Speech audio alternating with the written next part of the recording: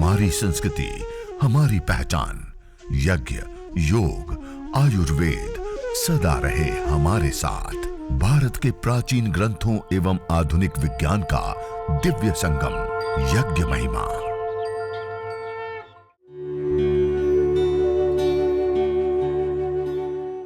भारतीय संस्कृति में यज्ञ, योग एवं आयुर्वेद जैसी अमूल्य विद्याएं हैं, जिसका मूल है वेद। इतिहास की ओर दृष्टि डालें तो भगवान राम, भगवान कृष्ण से लेकर राजा महाराजाओं, ग्रामवासियों व अरण्यवासी ऋषियों की कुटियों तक नित्य व नैमित्तिक यज्ञों का प्रचलन देखने को मिलता है।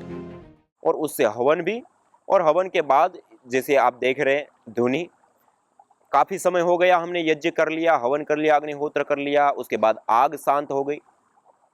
मैंने खाली साइड में राख भी नहीं डाली थी, भस्म भी नहीं डाली थी, खाली अंगारों के ऊपर हमने यह विशेष रूप से जो रोगानुसार हवन सामग्री ली, 1/4 गुग्गुल और गाय का घी मिला करके हमने तैयार किया था।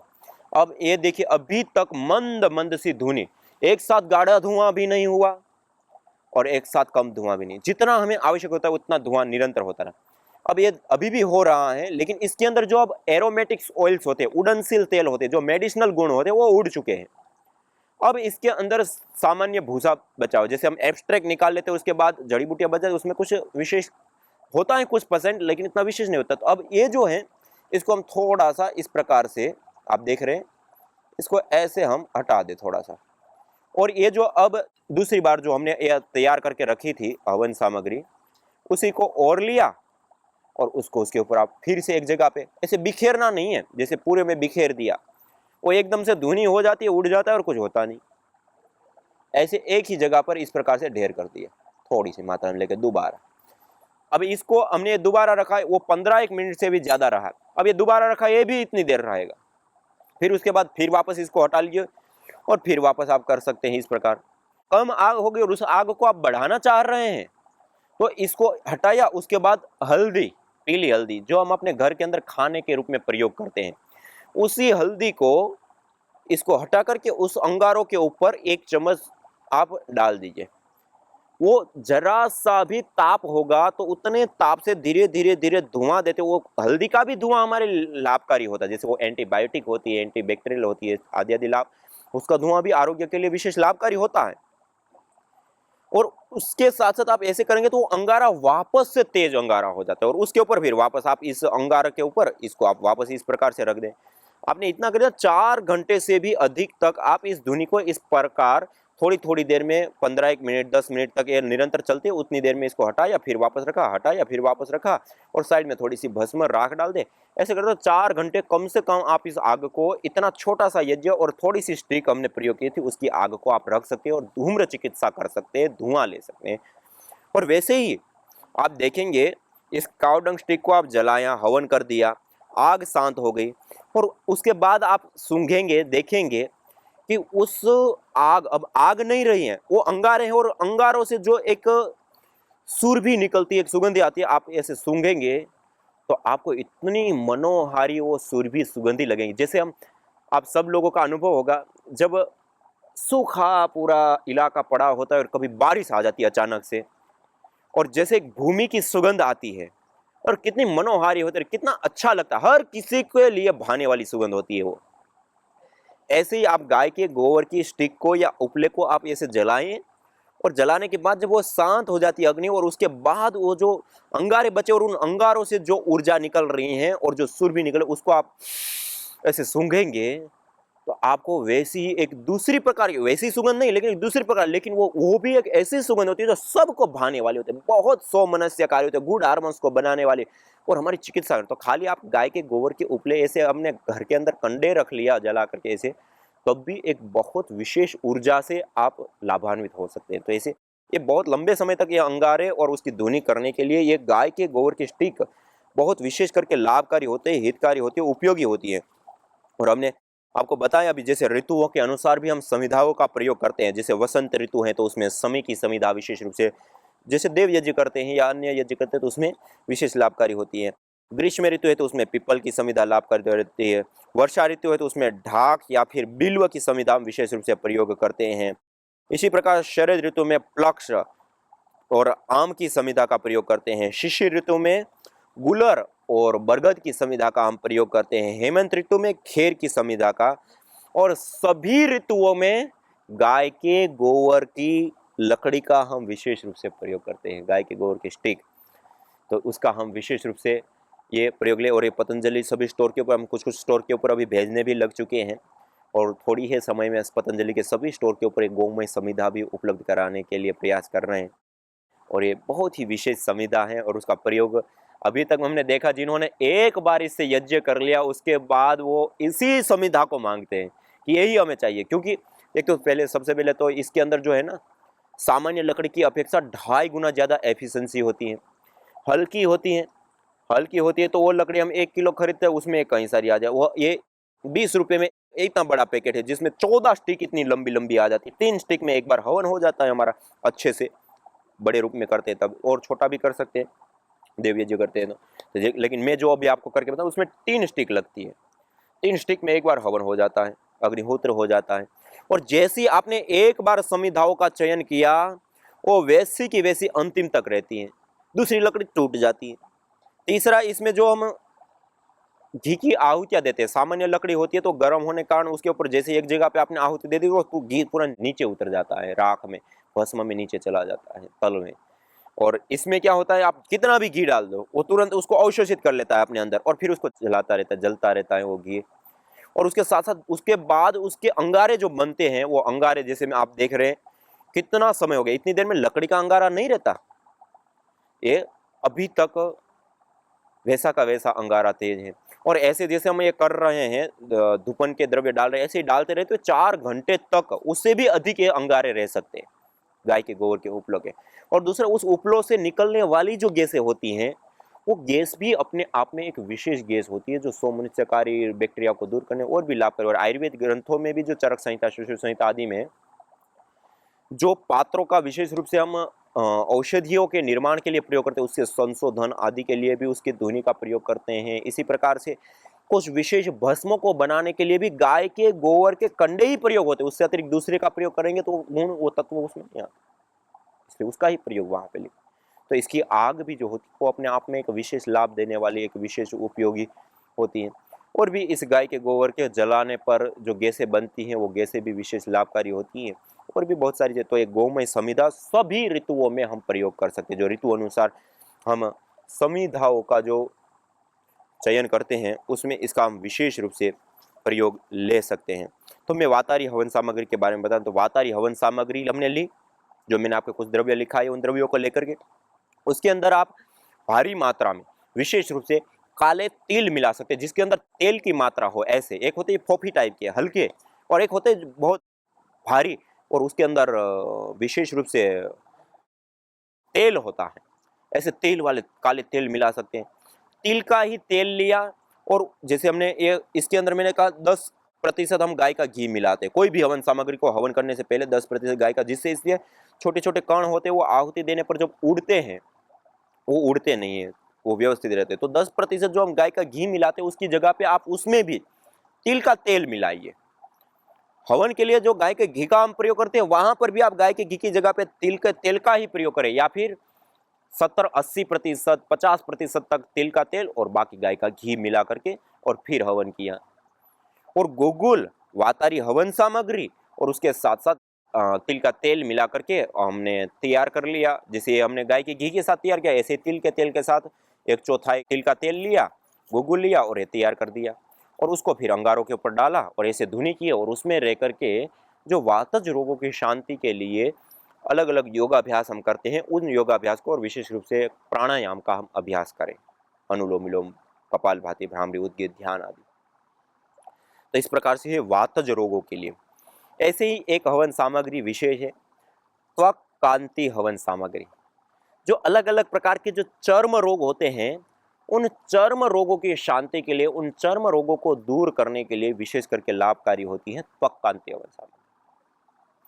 त्वक कांति हवन सामग्री के अंदर गुगुल है, दुर्वा है, शतावर है, पनवाड़ है, दारू हल्दी, करंज, कुष्ठ, गिलोय, बावची, बहेड़ा, सफेद चंदन, काली जीरी, हल्दी, खेर, नीम, मंजिष्ठ, चिरायता, द्रोणपुष्पी, हरड़, देवदार, इंद्रायण, उश्वाह, अपामार्ग, अर्क मूल आंख की जड़, अनंत मूल, वच, काल मेघ, ये कई सारी ऐसी औषधियां हैं। उन औषधियों के सम्मिश्रण से जो बनती है सामग्री उसको हमने त्वक कांति हवन सामग्री नाम दिया। और इससे पहले हवन और हवन के बाद इसी प्रकार से धुनी और विशेष करके दांत खाद खुजली आदि कोई रोग विशेष है तो उसमें विशेष करके इन द्रव्यों का जो गाढ़ा धुआं होता है, गाढ़ा धुआं करके उस धुएं से शरीर को धूपित करते हैं, या फिर जो स्टीम बाथ के लिए आता है छोटा सा बोक्सा, उसके अंदर हम विशेष रूप से इसका प्रयोग करें कि छोटा सा कोई एक मिट्टी का पात्र ले लिया, उसके अंदर अंगारे लिए और उसमें ये गाय के घी के साथ इस सामग्री को बड़ी मात्रा में ऐसे बिखेर करके डाल करके उस स्टीम बाथ के बॉक्स के अंदर रख दिया और उसको बंद कर दिया। तो उससे हमारा पूरा शरीर जहाँ जहाँ पे भी विशेष करके जो रोग विशेष हुआ है, दांत खाद खुजले आदि, वो शांत होने लगते हैं, दूर होने लगते हैं। तो इस प्रकार से धूप स्नान इसको कहते हैं या शरीर को धूपित करना कहते हैं। ये धूप से भी हमारे चर्म रोग विशेष करके शांत होते हैं, दूर होते हैं, नष्ट होते हैं। इसलिए इस प्रकार से यह धूपन द्रव्यों का प्रयोग भी हम विशेष रूप से चर्म रोगों में भी करते हैं, त्वक कांति हवन सामग्री। इसी प्रकार से एक पक्षाघात के लिए, जो एक वात और मस्तिष्क से संबंधित दोनों से जुड़ा हुआ एक रोग है, पक्षाघात, पूरे का पूरा आधा हिस्सा जो है वो खाली हो जाता है, पूरा काम करना छोड़ देता है। तो उसमें जायफल, मंजिष्ठ, सर्पगंधा, कायफल, जटामासी, इंद्रायण के जड़, नागरमोथा, दालचीनी, मालकांगनी और नीरगुंडी, ये कुछ विशेष हवीर द्रव्यों से निर्मित हवन सामग्री को प्रयोग कर पक्षाघात और पार्किंसन इन रोगों में विशेष करके लाभकारी होती हैं। इसी प्रकार से कुछ आपके सामने आज जो मैं धूम्र चिकित्सा के हवीर द्रव्य को रख रहा था, उसमें कुछ महत्वपूर्ण और विशेष आपको आज धूम्र चिकित्सा के नुस्खे आप लिख सकते हैं। कफज तिमिर, जो नेत्र रोग होते हैं, आंखों से संबंधित जो रोग होते हैं, उन रोगों में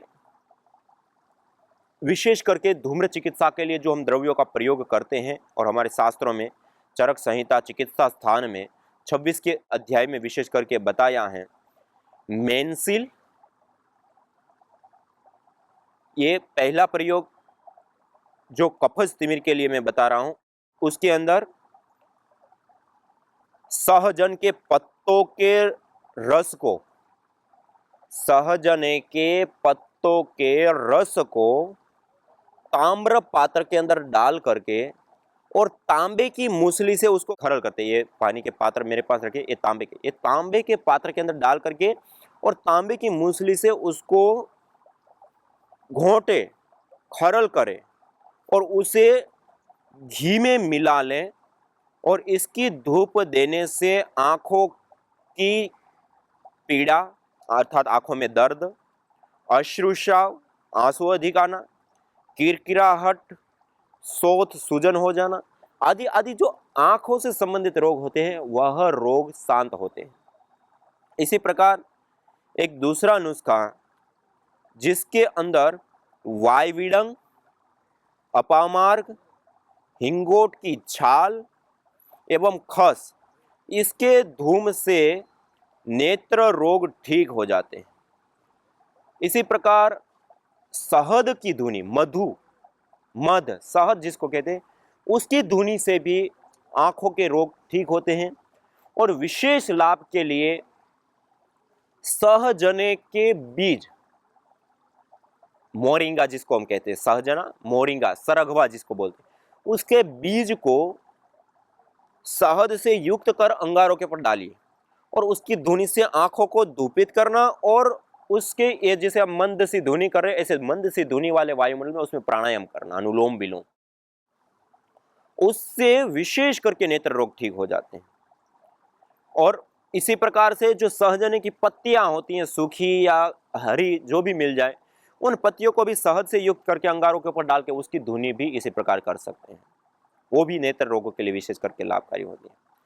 और हाँ, उड़ीसा आदि कुछ जगहों पर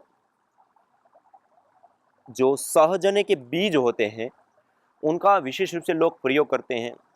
जब जंगल के अंदर गायों को या पशुओं को चराने के लिए वो ले जाते हैं, तो कई बार क्या होता है, बहुत झाड़ी जंगल आदि होता है, उससे जब पशु गुजरते हैं तो कई बार वो कांटा या सूल होता है, वो पशुओं के, गाय आदि के आँखों में विशेष करके घुस जाते हैं, लग जाते हैं और बहुत बुरी तरह से। तो तात्कालिक तो पता चलता नहीं है, तो वो फिर आँखों में उनके आँसू ज़्यादा आते हैं, वो काली थोड़ी-सी आँख सी पड़ जाती है, तो उनको पता चलता है। और कई बार 1-2 दिन बीत जाते हैं, तो आँख थोड़ी सफ़ेद सी हो जाती है। जो काला सा आँख होती है, वो सफ़ेद सी हो जाती है। तो हमने देखा कि वहाँ पर वो लोग ये सहजने के बीज को लेते हैं और थोड़ा-सा पीस करके, एक होता है कूट करके वो करना और एक होता है पत्थर के साथ पीसना। जब पत्थर के साथ उसको पीसते हैं तो बिल्कुल बारीक पाउडर हो जाता है, बिल्कुल बारीक पाउडर। उसको पीस करके और गाय के घी के साथ हल्का-सा मिला करके, या फिर उसको हम शहद में भी मिला सकते हैं, उसके साथ मिला करके और उनकी आँख में एक बार ऐसे लगा देते हैं। लगाते ही उसको बहुत ज़ोर से लगता है, अंदर तक लगता है। खूब आँसू आते हैं, खूब वो होता है। और ऐसा 2 से 3 दिन करने पर जो आँखें उनकी सफ़ेद हो जाती हैं, वो भी ठीक हो जाती हैं। और आयुर्वेद आदि ग्रंथों में जैसे मैंने आपको नुस्खे बताए, वहाँ पे तो सहजने के बीजों का प्रयोग धुनी आदि के लिए बताया ही। ये एक प्रकार से हम देखें तो, हम जो मॉडर्न मेडिकल साइंस में देखें तो, हम पहले लेबोरेटरी वर्क आदि सब करने के बाद हम एनिमल ट्रायल करते हैं। तो ये एक प्रकार से जो एक घटना मैंने बताई, उड़ीसा आदि क्षेत्र में जो लोग पशुपालन करते हैं, वो जो एक क्रिया को करते हैं, वो एक प्रकार के एनिमल ट्रायल ही है, और क्या है। और उसी को हम अपने ऊपर प्रयोग करें, तो इस प्रकार से इसका भी आप प्रयोग विशेष रूप से नेत्र रोग, आंखों से संबंधित रोगों में विशेष करके कर सकते हैं। ऐसे ही कफज प्रतिशाय, ये तो कफज तिमिर नेत्र रोग के लिए आपको बताया। अब कफज प्रतिशाय, जुकाम जिसको कहते हैं, नाक बहते रहना, साइनस की प्रॉब्लम हो जाना, जुकाम रहना, एलर्जी हो जाती है, थोड़ा सा धूम्र, थोड़ी सी धूल वाले वायुमंडल में छींकें आने लग जाती हैं, तो इसमें क्या करें? तो उसके लिए आयुर्वेद के अंदर विशेष रूप से बताया, मेंसिल, वच, सौंठ, काली मिर्च, पिपली, वायविडंग, हींग, गुग्गुल, आंवला, हरड़, बेहड़ा आदि औषधियों का धूम्र लेने से ये ठीक हो जाता है। कफज प्रतिशाय, जुकाम, नाक बहता रहता है, नज़ला हो जाता है, साइनस की प्रॉब्लम है, छींकें ज़्यादा आती हैं, ऐसी एलर्जी हो जाती है, कई लोगों को मॉइस्चर वाला वायुमंडल मिलते ही तुरंत छींकें आने लगे, तो वो इसका विशेष रूप से प्रयोग ले सकते हैं। इसी प्रकार से सिरो विरेचन के लिए, जिनका सिर भारी हो जाता है, दर्द रहता है, कफ जमा रहता है, बहुत ज़्यादा मात्रा में परेशान रहते हैं भारीपन से, कफ बढ़ जाता है, बार बार कफ आता रहता है, निकलता रहता है, छींकें आती रहती है, सिर में भारीपन सा हो जाता है, तो उसके लिए सिरो विरेचन के लिए कुछ विशेष हवीर द्रव्य बताए। तो उसके लिए क्या करें? तो सिरोगत मल द्रव्यों का निष्कासन तथा मस्तिष्क के पोषण में हिंगोट छाल के चूर्ण का धूम करें। हिंगोट की छाल के चूर्ण का मस्तिष्क के पोषण के लिए भी और सिरो विरेचन के लिए भी। और इसी प्रकार दूसरा एक नुस्खा बताया, जिसमें वायविडंग आदि औषधियों को अग्नि में डालकर धूम देने से भी मस्तिष्क का भारीपन आदि और जो कृमि हो जाते हैं, वो कृमि भी ठीक हो जाते हैं, सिरोगत कृमि होते हैं वो भी निकल जाते हैं, ठीक हो जाते हैं। ये अपने आप में एक बहुत बड़ी, तो सिरो विरेचन के लिए भी कुछ धूमपान के द्रव्य बताए। इसी प्रकार शिशु नैरोग्य के लिए, देखो छोटे छोटे बच्चे होते हैं, उनके आरोग्य के लिए विशेष करके देवदार, वच, हींग, कूठ या कुष्ठ या उसके अभाव में पुष्कर मूल, कदम्ब पुष्प, छोटी इलायची, हरेणुका कहते हैं निर्गुंडी को, इन्हें चूर्णित कर अर्थात उसका चूर्ण कर घी में मिला करके बच्चे को धूपित करना चाहिए। और इसको बच्चे को धूपित करने से बच्चे निरोग्यता को प्राप्त करते हैं। उनको fungal infection, bacterial viral disease से लेकर के अलग अलग प्रकार के जो रोग होते हैं उन रोगों से बच्चे बच जाते हैं। इसी प्रकार से वच, राल, कूट और गाय का घी इनको मिलाकर अंगारों पर डाल करके रख करके उसकी धुनी करने पर भी बच्चों को हम स्वस्थ निरोग्य रख सकते हैं।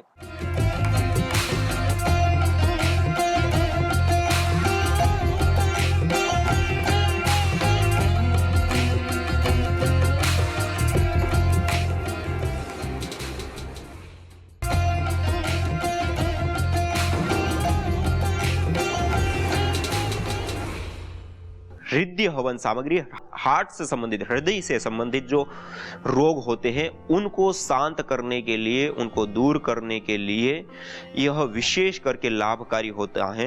उसमें अर्जुन आप सब लोग जानते हैं, पूरे संसार में आज परम पूज्य स्वामी जी महाराज ने इस अर्जुन को, ये अर्जुन चूर्ण है हमारे पास, अर्जुन की छाल का चूर्ण, इस अर्जुन की छाल के चूर्ण का प्रयोग या अर्जुन की छाल को भी सीधा रूप में हम प्रयोग ले सकते हैं, विशेष रूप से हार्ट के लिए बहुत ही ज्यादा उपयोगी होता है। दूसरा है पुष्कर मूल, यह पुष्कर मूल है जिसको पोहकर मूल भी बोलते हैं और भी अलग अलग नामों से इसको पुकारा जाता है या बोला जाता है।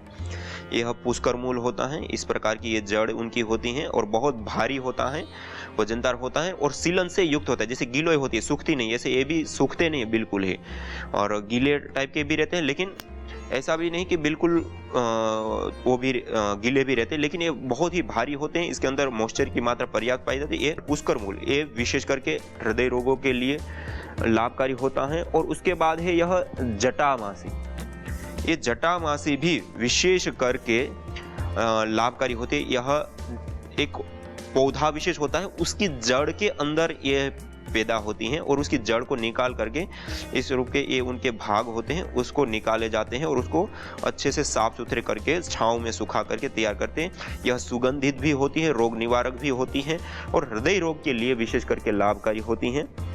इसके बाद है हमारे पास वच, जो सबसे प्रथम रखी हुई। ये वच तो अनेक प्रकार के रोगों को दूर करने के लाभकारी, हार्ट रोग के लिए तो यह बहुत ही उपयोगी होती है, लेकिन हृदय रोग के साथ साथ जो हार्मोनल अनबैलेंस है उसको भी ठीक करने के लिए यह वच एक जड़ है। वच की यह जड़ होती है और जड़ में से इसको निकाला जाता है और फिर अच्छे से धो करके छांव में सुखा लेते हैं। तो यह जो वच है यह भी हमारे लिए बहुत ही ज्यादा उपयोगी होती है। और आयुर्वेद आदि ग्रंथों में तो भूतोन्माद से लेकर के अनेक प्रकार के रोगों को दूर करने के लिए, मानसिक असंतुलन, मिर्गी से लेकर के साइनस से लेकर के अनेक ऐसे रोग हैं जिनको हम इस वच की धुनी से हम ठीक कर सकते हैं और बैक्टीरिया को नाश करने के लिए बहुत उत्तम रीति से कार्य करते हैं। आप अंगार के ऊपर डालें और उससे निकलने वाली जो धुनी है वह जब फैलती है तो उससे सारे प्रकार के जो बैक्टीरिया हैं वो दूर हो जाते हैं, नष्ट हो जाते हैं। इसी प्रकार से यह दालचीनी है, ये सभी के घर में पाई जाती है, सब अपने घर में मसालों के रूप में इनका प्रयोग लेते हैं। यह दालचीनी विशेष रूप से एक सुरभि, एक सुगंधी भी इसमें बहुत ही अच्छी होती हैं और यह दालचीनी हृदय रोग के लिए विशेष करके लाभकारी उपयोगी होती है और इसके साथ साथ कफज रोगों के लिए, अन्य कफज रोगों में भी बहुत ज़्यादा उपयोगी होती हैं। और उसके बाद यह है रासना, ये रासना पत्ती है हमारे पास, ये रासना भी बहुत ही ज़्यादा उपयोगी होती है हार्ट रोगों को, हृदय रोगों को ठीक करने के लिए। इन सारी जड़ी बूटियों का हम सेवन करें, इन सारी जड़ी बूटियों का क्वाथ बना करके पिए या इन्हीं जड़ी बूटियों का हम हवन करें तो उससे हमारे वह रोग ठीक हो जाते हैं। तो हमने जो हृदय हवन सामग्री बनाई है उसमें अर्जुन की साल, पोहकर मूल या पुष्कर मूल, जटामासी, वच, रासना और दालचीनी, इसका हमने विशेष सम्मिश्रण करके हृदय हवन सामग्री बनाई है और आप अपने घर में ही इन जड़ी बूटियों को ला करके खुद निर्माण कर सकते हैं। और इससे हृदय रोगी, जिसमें विशेष रूप से हृदयाघात, जिसको हार्ट अटैक कहते हैं, उच्च रक्तचाप या हृदय संबंधी हर उपचार में यह उपयुक्त होती है हृदय हवन सामग्री। इसका आप विशेष रूप से प्रयोग या उपयोग अपने जीवन में आप ले सकते हैं।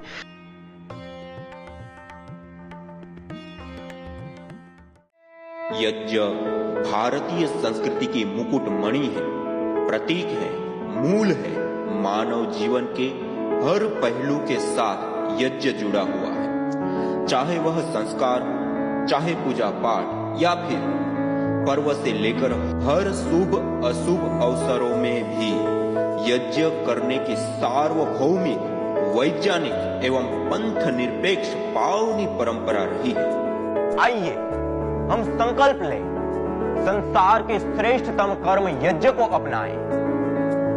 पिंड और ब्रह्मांड में संतुलन कायम करने वाले यज्ञ को अपने जीवन का अभिन्न अंग बनाएं एवं प्रकृति मां के प्रति अपने ऋणों को अदा करें। विश्व स्वास्थ्य का एक नारा, यज्ञ से होगा जग उजियारा।